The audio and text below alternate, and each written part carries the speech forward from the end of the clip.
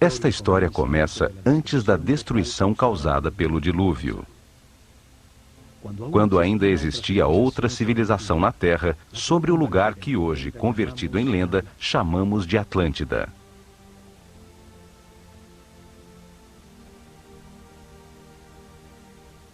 Tinham uma sabedoria que era produto da evolução da consciência do homem por milhares de anos. Eram verdades aprendidas sobre o funcionamento do universo e do processo que chamamos vida. O estudo das constelações lhes revelou que a humanidade era uma união vivente entre o céu e a terra, e que as estrelas e os sóis a influenciavam, formando estações, ciclos e ritmos.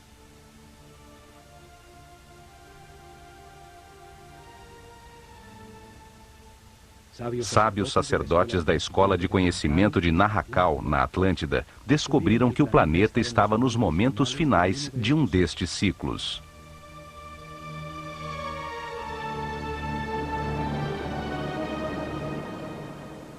Avisaram, sem que lhes dessem ouvidos, que uma catástrofe eminente destruiria as estruturas que organizavam a vida do homem.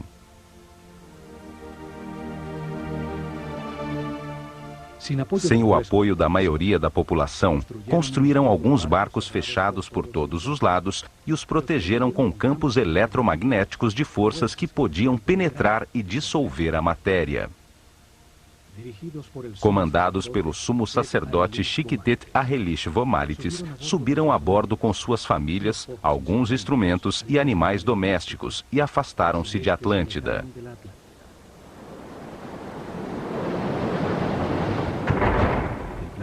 O planeta estremeceu, os céus derreteram e as águas arrasaram os continentes, apagando quase todos os rastros de sua civilização.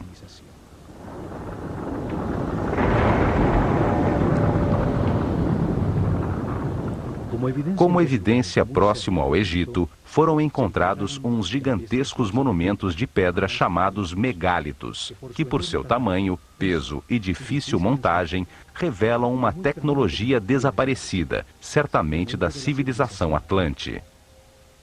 A primeira evidência está em Baalbek, Líbano. Lá se encontram os 3 maiores e mais pesados monumentos de pedra do mundo, chamados monolitos. Cada um pesa 1.200 toneladas, mede 25 metros de comprimento, 8 de largura e 5 de altura. O maior peso que podemos levantar com um guindaste é o ônibus espacial Discovery, que pesa somente 150 toneladas, 1/10 do peso dos monolitos. Não existe hoje tecnologia para levantá-las e muito menos para posicioná-las com tanta precisão.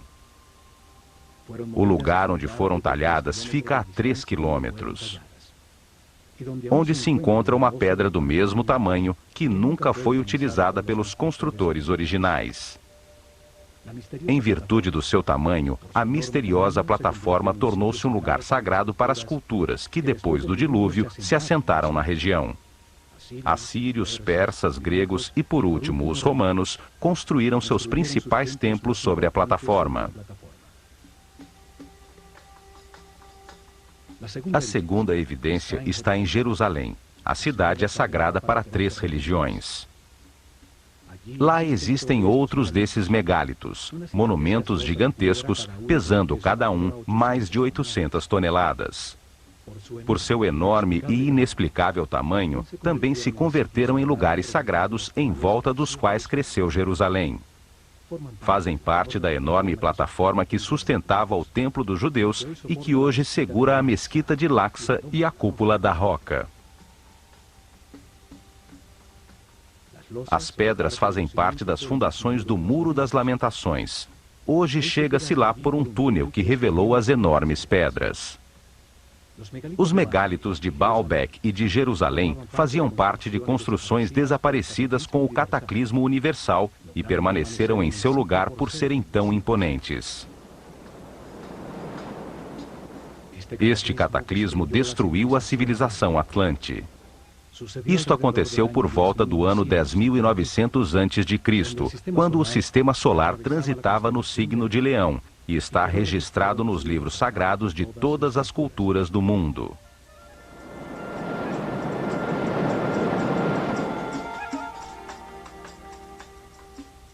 Quando se recuperou o equilíbrio, os sacerdotes sobreviventes ao cataclismo desembarcaram no centro da superfície terrestre, no lugar onde sabiam que afluem as forças telúricas do planeta.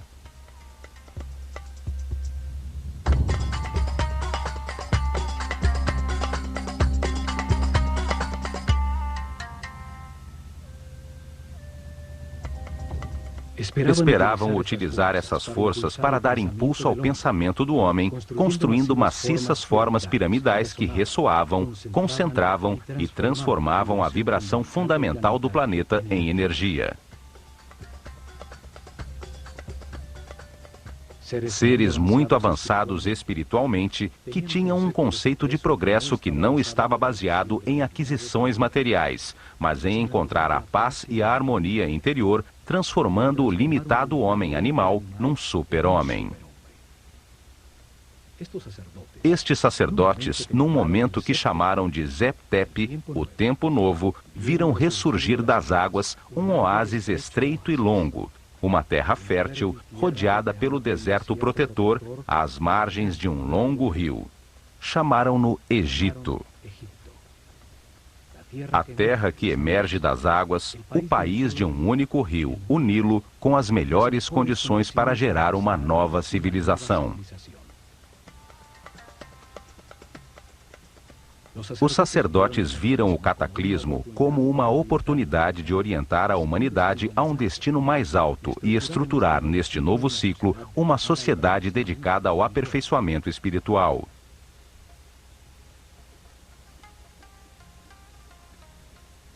A esfinge demonstra os enormes ciclos de tempo que consideravam. Sua forma de leão com cabeça de homem ressalta o ciclo compreendido entre a era de Leão e a de Aquário, os tempos de influência da nova civilização. Viam a vida como um processo desenhado por Deus, no qual o homem reencarna sucessivamente para aperfeiçoar-se e ascender na hierarquia do universo. O espírito do homem que não entende o Criador, nem a razão do universo ou de sua própria existência, se encarna num corpo para viver experiências que lhe permitam adquirir sabedoria e compreensão. O lugar em que reencarna e experimenta tudo tem dois extremos opostos. É um universo polarizado e dual, que permite a comparação entre as partes, para compreender qual é a verdadeira. Aprende-se individualmente o resultado de cada decisão e comportamento na vida. O sofrimento permite entender a felicidade e a angústia permite entender a paz.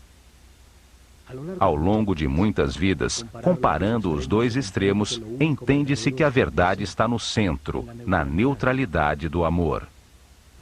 Através da reencarnação, o homem compreende a vida, se transforma num ser que respeita tudo o que existe, compreende que tudo tem a sua função, aceita que todas as circunstâncias, mesmo as mais difíceis, são perfeitas, pois são lições para o aperfeiçoamento espiritual.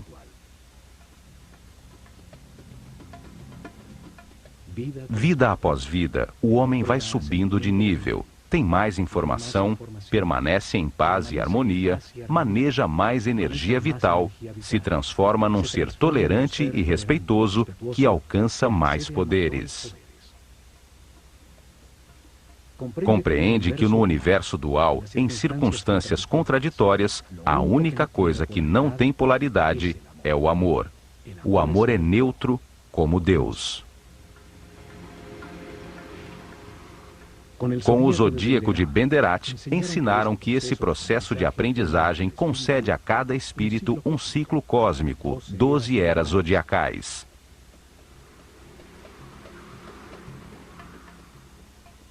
Um giro completo do sistema solar, recebendo a radiação de cada uma das 12 constelações.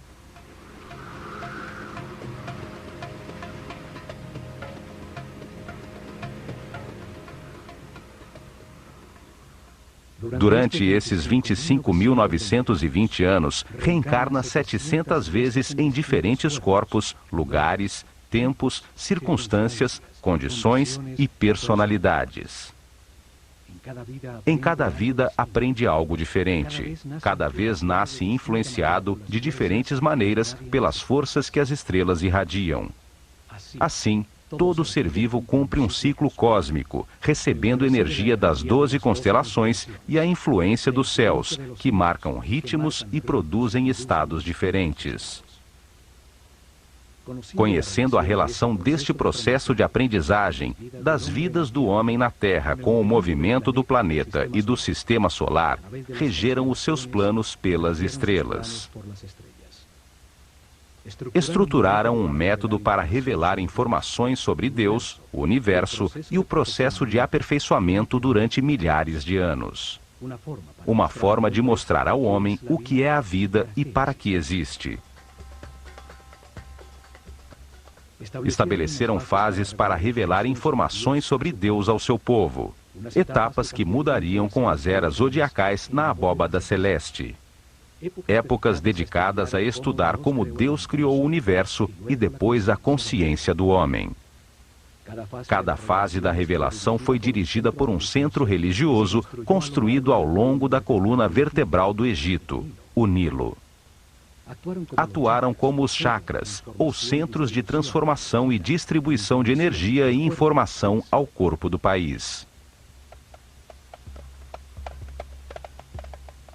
Desenvolveram em 4 épocas 4 centros religiosos, cada um deles dedicado a explicar e conseguir a compreensão do povo sobre uma fase do Gênesis. Cada um deles dedicado a um momento distinto do único Deus, com nomes e formas simbólicas diferentes.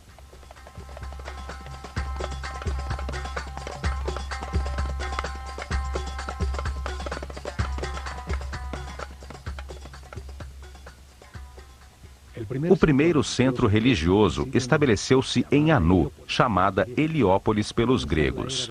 Ao começar a Era de Gêmeos, no ano de 6.620 a.C., na época pré-dinástica do Egito. Uma época dedicada à simetria na arte e na arquitetura.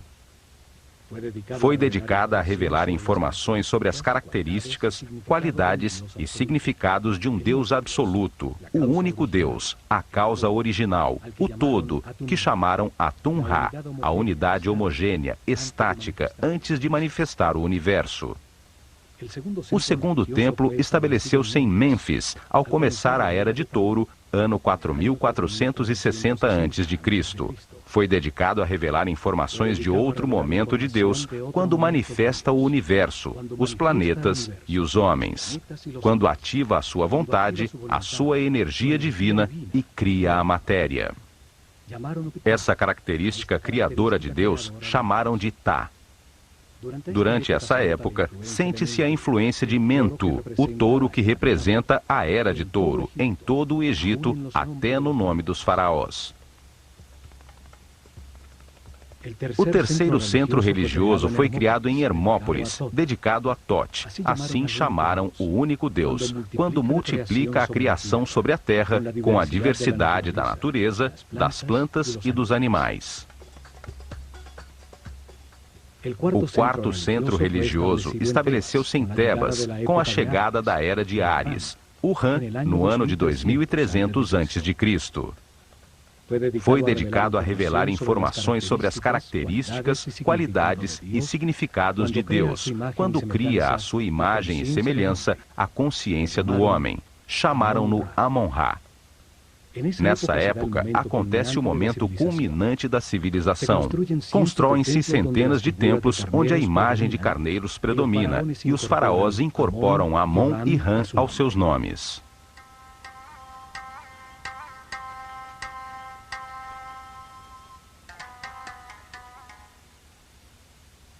As mudanças de era ou constelação zodiacal determinaram a duração de cada fase da revelação. O povo entendeu aos poucos que existe um só Deus, que por suas características e momentos diferentes em que cria o universo e o homem, tem nomes diferentes. Criaram uma escola de mistérios para transmitir o seu conhecimento, garantindo sacerdotes sucessores de sua casta para continuar o processo de revelação. Se desenvolveram ao redor dos templos e centros religiosos.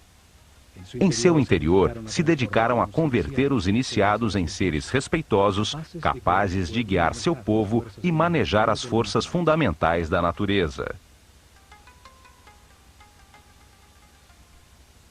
Escolheram seus discípulos entre todos os meninos do Egito, pelo nível de consciência e de sensibilidade que demonstravam, dando-lhes a possibilidade de dedicar-se a uma vida de sacerdócio.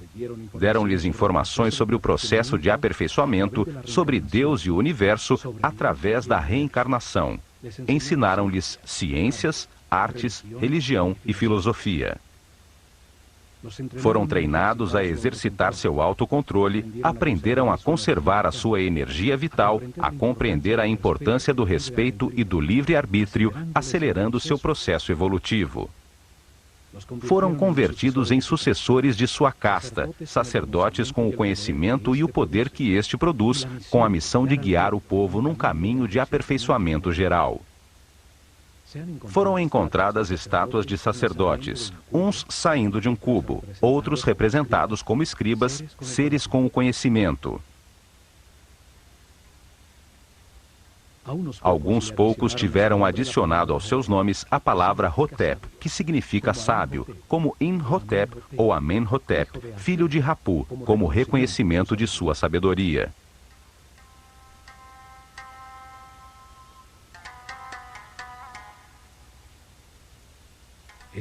Foi dos templos onde concentraram o conhecimento, o poder, a riqueza material e espiritual que impulsionaram a organização da civilização egípcia.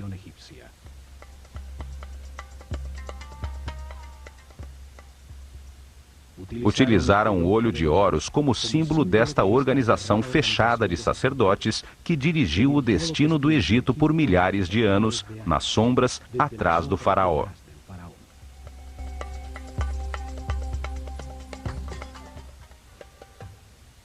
A escola de mistérios utilizou o olho de Horus como seu símbolo, uma assinatura que aparece nos muros de todos os templos do Egito. Um símbolo que traz à mente e evoca o seu significado, sua ação principal, e transmite uma ideia de uma maneira muito simples, além das palavras. Seu significado pode ser entendido milhares de anos depois de ter sido desenhado.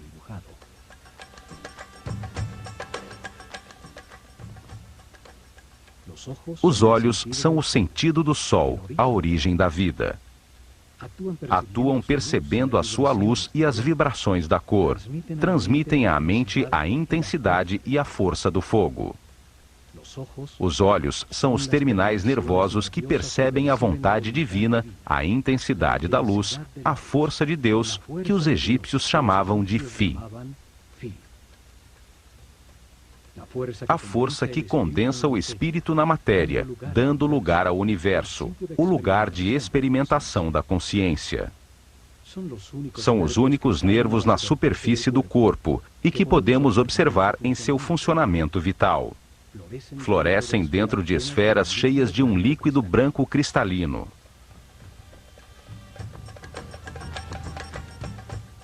Os olhos simbolizam a dualidade.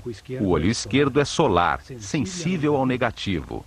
O direito é lunar, sensível ao positivo e afirmativo.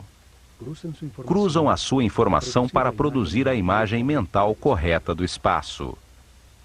Simbolizam a experimentação da consciência num universo de contrastes, para encontrar a verdade por comparação entre as partes opostas.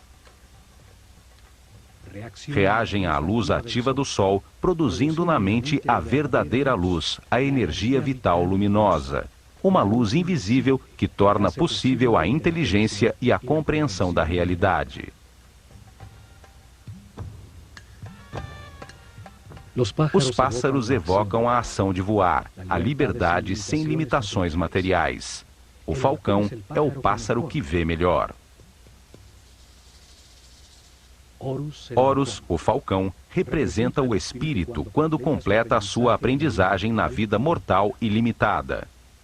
Quando entende as verdades do universo, porque as verificou em muitas vidas e se eleva sobre as limitações materiais, sobre o tempo e o espaço. O olho de Horus é a consciência imortal que tudo sabe, tudo vê. Pode voar muito alto sobre tudo o que existe, ou fixar a atenção em qualquer detalhe. Evidentemente, os sábios sacerdotes se viam como observadores e guias de um movimento de aperfeiçoamento em direção à luz. Por isso, o seu símbolo era o olho de Horus, o olho que tudo vê.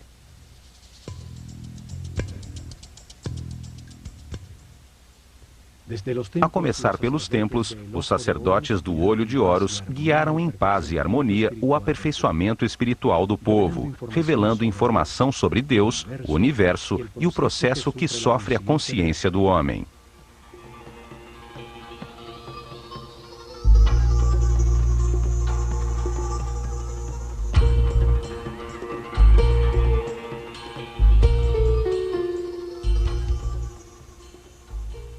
Protegido por muros altíssimos, cada templo era um enorme complexo, onde moravam milhares de pessoas, homens e mulheres igualmente, porque não havia distinção de sexo.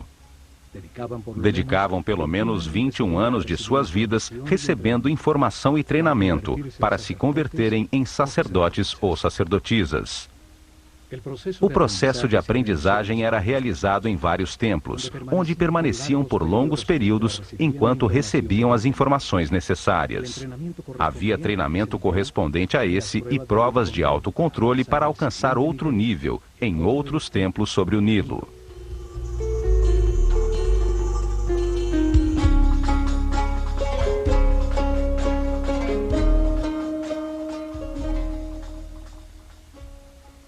Cada templo era uma biblioteca viva com informação especializada. Cada um continha uma lição diferente sobre o universo ou a razão da existência. Cada templo continha em seu interior um tema sagrado distinto, com informações que dão sentido a tudo que existe.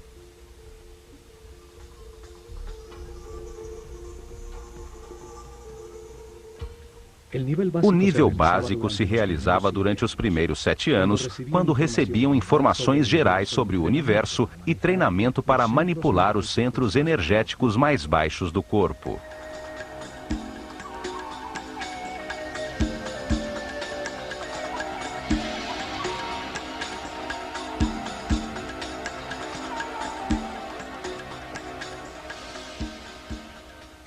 Havia templos como o de Kom-Ombo dedicados a entender a necessidade do universo dual e polarizado, para permitir à mente comparar entre extremos opostos e assim compreender a verdade. Em seu interior, aprenderam a controlar o medo da perda, a entender que se possui em cada vida o necessário para adquirir as experiências de aprendizagem. Tinham instalações que despertavam o medo da morte para aprender a controlá-lo e entender que a morte é apenas um passo para outra experiência. Em túneis com água e crocodilos, grandes alturas, lugares fechados com serpentes, os iniciados provavam a sua determinação. Lá receberam a informação para superar o medo ao abandono, os instintos de agressão e defesa, a entender a existência de programas mentais inconscientes que geram reações automáticas para poder controlá-las. No templo de Luxor, em Tebas, transmitiram os conhecimentos que tinham sobre o funcionamento do corpo e o treinamento para que a consciência se identificasse com ele.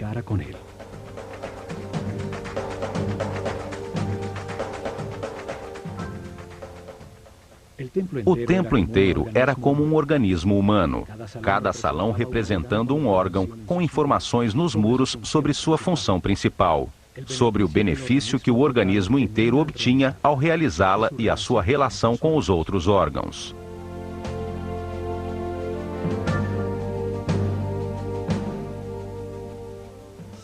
Em seu interior, realizavam exercícios de concentração e de movimento, levando a sua mente a cada órgão, até que o corpo inteiro estivesse consciente e os manipulasse à vontade, como um excelente instrumento. Vários templos, com sacerdotisas de Néftis e Ísis, se dedicavam a transmitir informações e treinamentos sobre as percepções físicas, as emoções e desejos carnais, sobre a diferença das emoções superiores, a intuição e a inspiração. Aprenderam a transmutar as paixões e as sensações do corpo, com o poder do espírito, a elevar a consciência e sua depuração vital, a solicitar a canalização de energia e inspiração de espíritos em planos mais evoluídos para despertar a criatividade. Muitos templos, como o de Hathor, em Denderá, estavam dedicados às ciências, astronomia, astrologia e matemática. Em seus terraços, se dedicavam a registrar os céus, a entender as diversas energias que cada constelação emite e os efeitos que produzem. Seguiam dia a dia os desígnios das estrelas, controlando a duração do ano solar, a data exata da enchente do Nilo, o momento em que a Terra mudou da era de Touro para a era de Áries e os lugares que afetam o processo de evolução.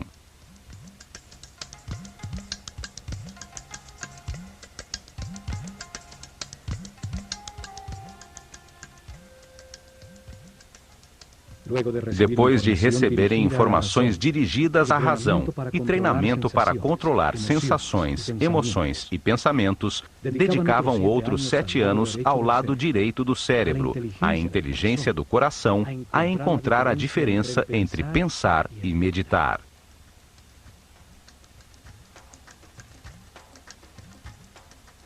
O templo de Karnak, o maior do Egito, estava dedicado à consciência, a analisar as forças que a moldam, a entender o processo de evolução e a acelerá-lo, utilizando conceitos, palavras, sensações, pontos exatos ou movimentos.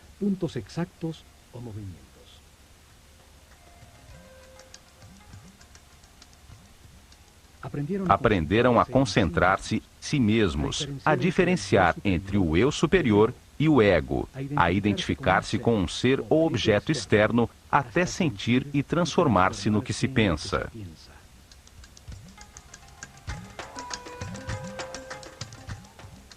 Realizavam exercícios de telepatia em lugares próximos, depois à distância, num momento determinado do dia, até aprenderem a comunicar-se mentalmente a qualquer hora.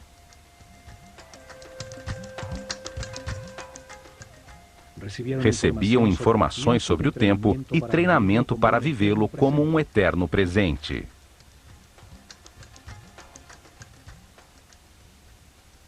Entendiam que pensar é comparar para conhecer, e que quando se sabe tudo, não se pensa nem se compara. Aprendiam a mudar de estado ou nível vibratório, a manejar as circunstâncias externas, conseguindo o equilíbrio emocional como uma decisão mental interna.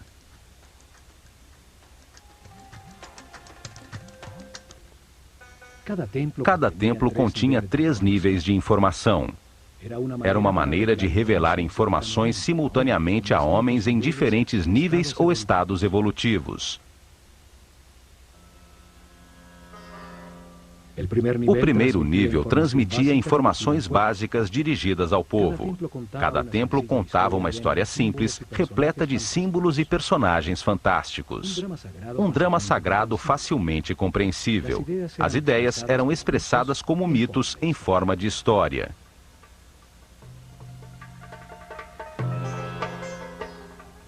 O mito, a história fantástica, foi utilizado como método para revelar ao homem um mundo que ele só entende imperfeitamente. Os mitos ganham vida quando se acredita neles.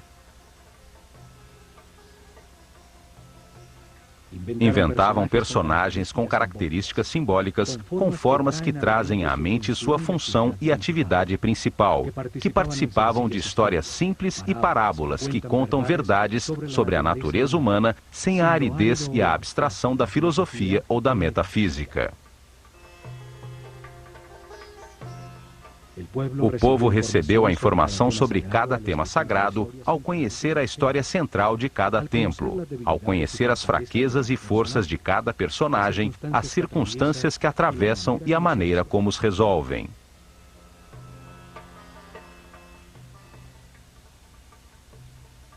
Utilizavam um segundo nível de informação, dirigido aos discípulos, seres com um nível espiritual mais elevado, aos quais se explicava diretamente o mesmo tema sagrado de uma maneira mais concreta e profunda.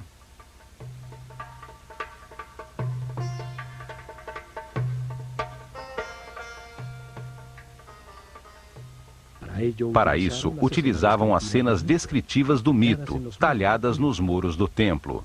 Explicavam cada personagem, o que simboliza no universo, a parte do processo de aperfeiçoamento que representava, o porquê da sua forma, comportamento e sua função principal.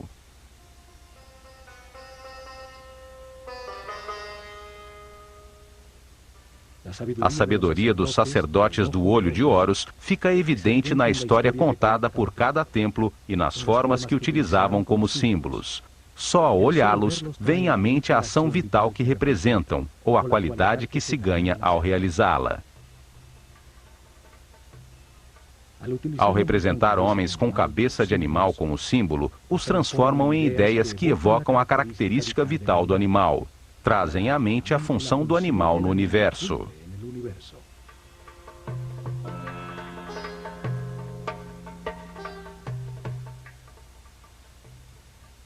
Um homem com cabeça de chacal adquire as suas características, seu instinto de orientação no deserto. Seguindo as suas pegadas, chega-se sempre a terras cultivadas. É, portanto, um excelente guia.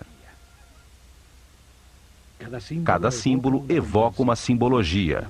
A forma simples de um pássaro evoca na mente o voo, a liberdade.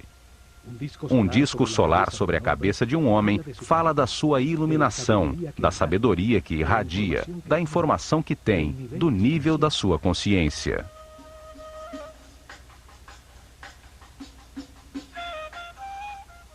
Estudaram detidamente os animais e insetos.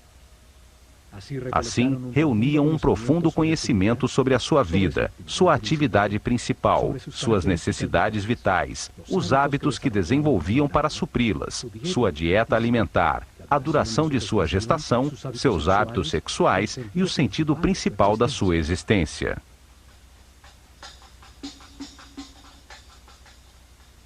Escolheram os animais mais idôneos para representar uma ação vital e o que acontece no universo quando se executa. O processo da lagarta que se arrasta e tece para depois transformar-se em borboleta.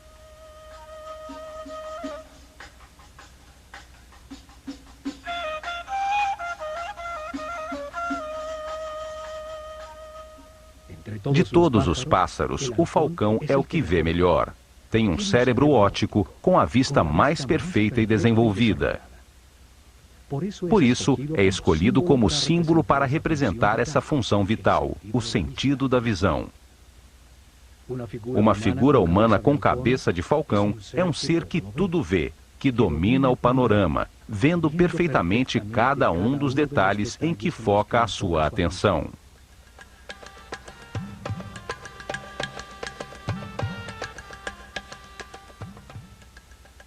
Estas figuras chamadas deuses ou néters pelos egiptólogos que acreditam que o Egito era politeísta e que adorava os animais, representam apenas uma ação vital, um comportamento que transforma e aperfeiçoa. Cada ação importante da vida tem um símbolo que a representa, comunica a transformação que acontece na essência do indivíduo que a executa, o que obtém dela.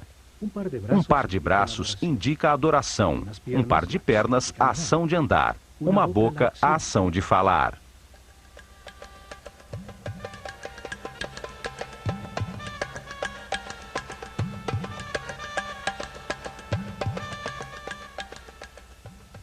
E por último, num terceiro nível de informação, cada templo guardou um código secreto embebido no próprio símbolo.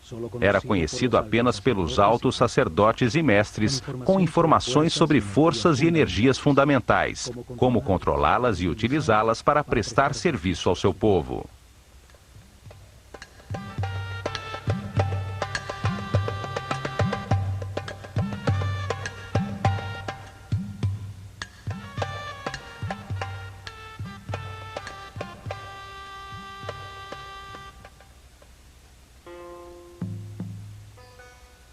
Em templos como o de Horus, em Edfu, o sumo sacerdote levou seus discípulos mais evoluídos a deslocar sua consciência no tempo, abrindo o inconsciente para reviver e compreender as vidas passadas em seu processo de reencarnação.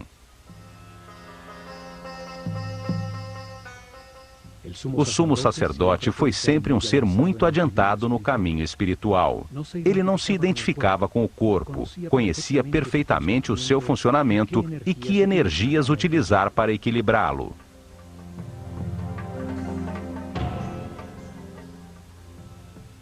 Controlava do centro nervoso no alto da cabeça o mais alto nível de energia vital.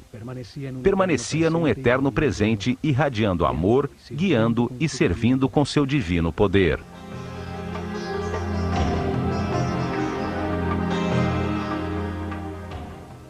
A matéria apenas recebe, se contrai. Dar é irradiar.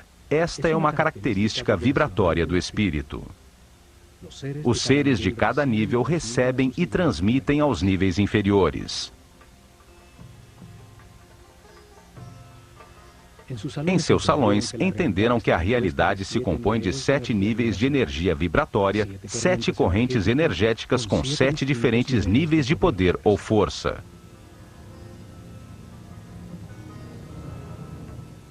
O corpo tem 7 chakras ou centros de transformação da energia fundamental do universo. Cada ser humano, em sua vida presente, utiliza um desses 7 centros, dependendo do nível de evolução de sua consciência.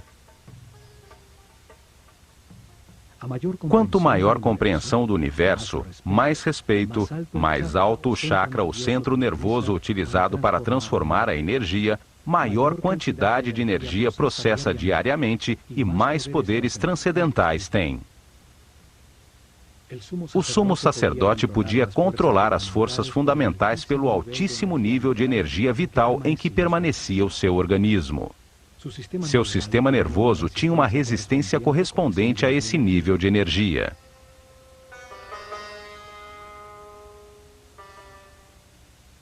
Assim, em todos os templos do Egito, os iniciados receberam informação e treinamento, aumentaram paulatinamente seu nível de energia vital e, de maneira correspondente, o nível de resistência dos nervos de seu corpo.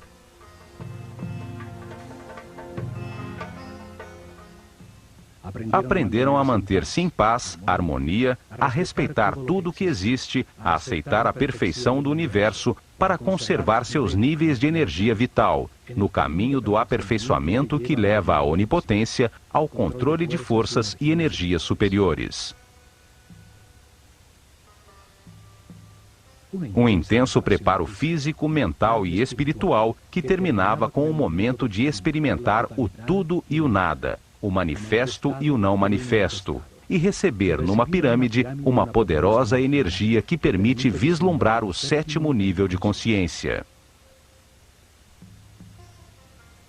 Durante a Era de Touro, se dedicaram a experimentar uma forma piramidal de tecnologia ressonante, que transformava as vibrações do planeta em energia. Um conhecimento herdado a ser colocado em prática.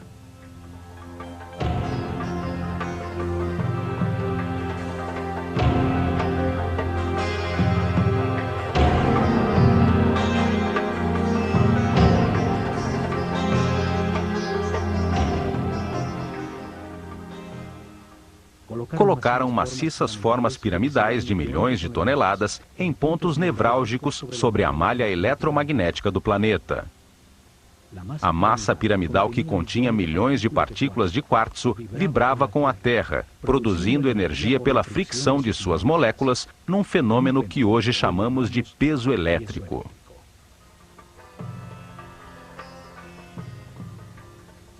Construíram muitas pirâmides, até chegar ao modelo perfeito da pirâmide de Quéops. Seus corredores, galerias e câmaras transformaram essa energia em som, fazendo vibrar em níveis cada vez mais altos o que fora preparado física, mental e espiritualmente. Esta força impulsionava a mente do homem a perceber outras dimensões, chegando a outros estados especiais de consciência. Com esta ajuda externa, os iniciados vislumbravam o sétimo nível de consciência. Retornavam relembrando o êxtase obtido, as verdades verificadas, para transmiti-las a seus companheiros com palavras e ações. Em suas meditações posteriores, obtinham novamente esse estado de unidade sem movimento, até que essa situação se consolide definitivamente, e eles fiquem de maneira permanente no estado de Deus-Homem, sempre irradiando energia positiva de amor.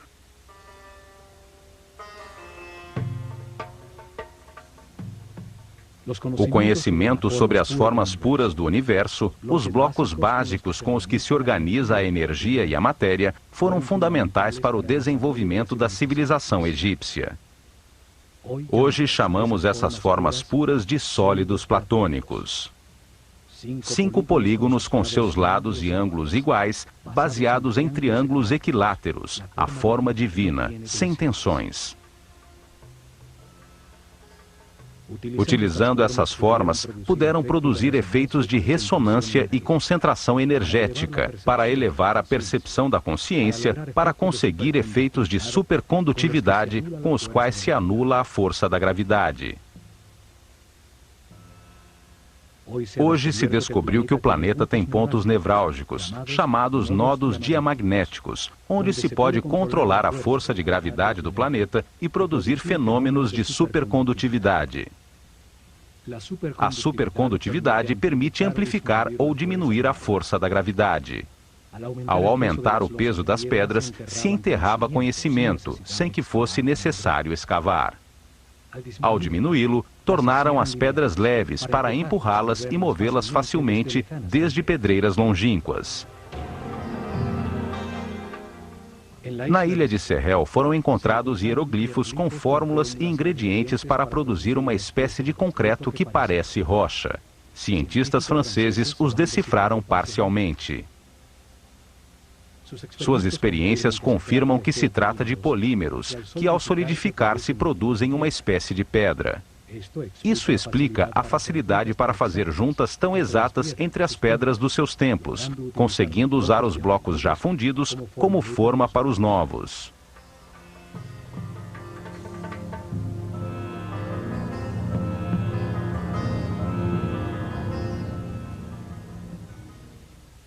Mas o mais importante foi a sua visão de que a vida é um processo desenhado por Deus para ampliar a consciência do homem. Que o espírito do homem encarna repetidamente num corpo para compreender a harmonia pelos resultados de suas decisões.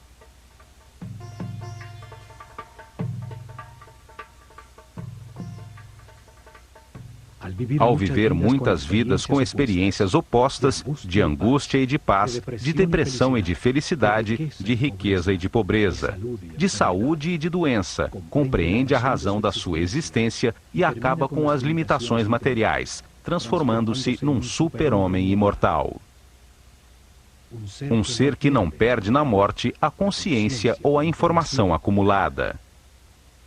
Um espírito sábio ao final de um processo, que sobe outro degrau na perfeição do universo.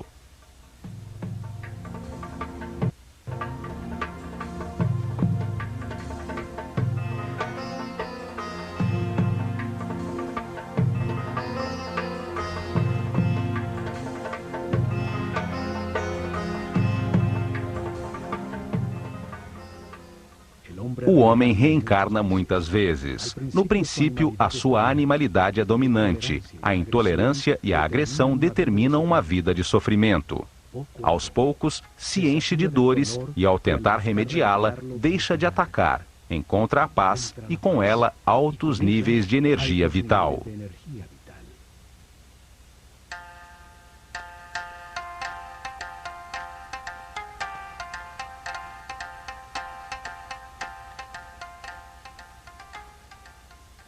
Com a informação do processo de aperfeiçoamento e das leis que o regulam, os egípcios melhoraram de vida, aceitaram os momentos difíceis como parte do seu caminho de aprendizado, permanecendo assim, em paz e harmonia.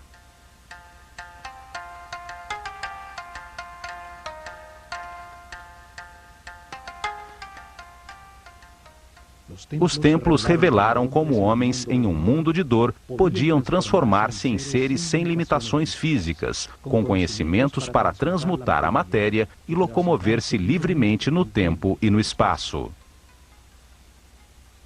Entre as contradições de cada vida se aprende algo e se renasce um pouco mais sábio. Na polaridade entre a luz e a escuridão, entre o medo e o amor, se aprende a encontrar a paz e a harmonia, a manter a energia vital.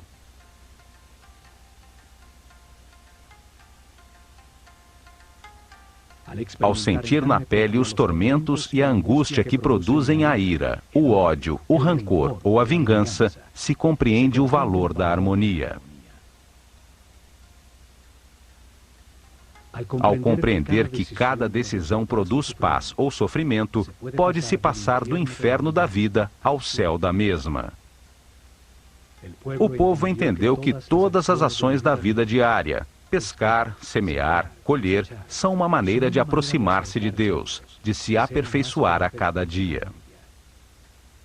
Construíram uma comunidade em paz e uma tal felicidade que, quando o historiador grego Heródoto visitou o Egito no ano 500 a.C., não pôde deixar de afirmar: de todas as nações da terra, os egípcios são os mais felizes, sãos e religiosos.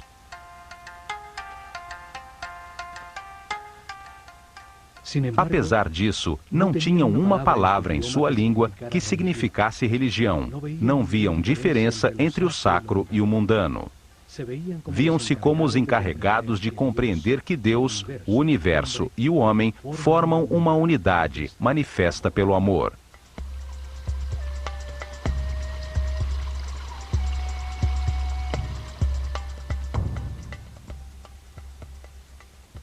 Nestes programas do Olho de Horus, veremos a mensagem que os egípcios transmitiram em seus templos: que todos os homens avançam por um caminho de aperfeiçoamento que leva muitas vidas. Alguns estão mais evoluídos que os outros, mas todos chegarão à imortalidade e à consciência permanente, somente aprendendo a ser flexíveis, a aceitar as circunstâncias e a respeitar todos os seres que nos rodeiam.